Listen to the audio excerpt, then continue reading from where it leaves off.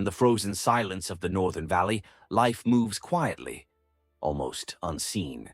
Snow falls without urgency, softening the sharp edges of stone and wood, covering the tracks of yesterday as if they had never existed.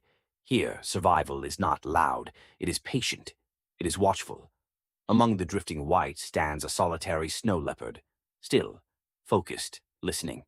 His pale blue eyes scan the horizon, reading the wind the way others might read words. Each breath escapes into the air like a fading signal of warmth in a world ruled by cold. Behind him, an old, red wooden barn stands, weathered by time, boards creaking, paint faded, structure enduring.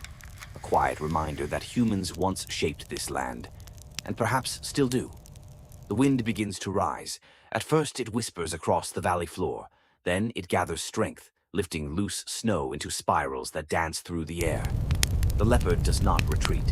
He lowers his body slightly, muscles shifting beneath thick winter fur, built by generations that survived harsher storms than this. In this wilderness, every movement matters. A single misplaced step can cost energy, and energy is life. He moves forward slowly, pressing his paws into fresh snow. The marks he leaves behind will not last long. Nothing here does. The sky darkens as the storm thickens. Snow begins to fall sideways, driven by sudden gusts that rattle the barn's wooden frame. Inside the growing storm, another presence lingers. A distant human figure, barely visible through the white haze. No face, no voice, only a silhouette against the shifting wind. Two lives now share this valley.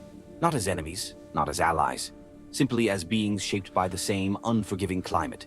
The storm intensifies. Snow blinds the open space between them, erasing distance, erasing certainty. Even the wild must sometimes seek shelter. The leopard turns toward the barn, cautious but resolute. Each step deliberate, each pause intentional. The door shifts slightly in the wind, wood tapping against wood. Inside, the air is dim and warmer by comparison. Lantern light flickers against rough interior beams, casting long shadows that stretch across the floor. The human figure stands still, back turned. No sudden movements, no attempt to claim dominance, only quiet awareness. The storm rages outside, but within these walls, a fragile stillness forms. No words are spoken, none are needed. The leopard lowers himself to the ground, never fully relaxing, but no longer resisting the moment.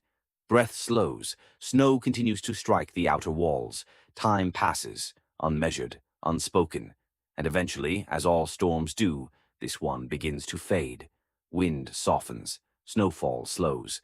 Morning light arrives gently, slipping through gaps in the barnwood, illuminating dust and ice particles suspended in the air. The world outside is transformed, fresh, silent, untouched. The human steps aside as the barn door opens. Still no face revealed, still no intrusion. The leopard rises, muscles extend, body strong, eyes steady.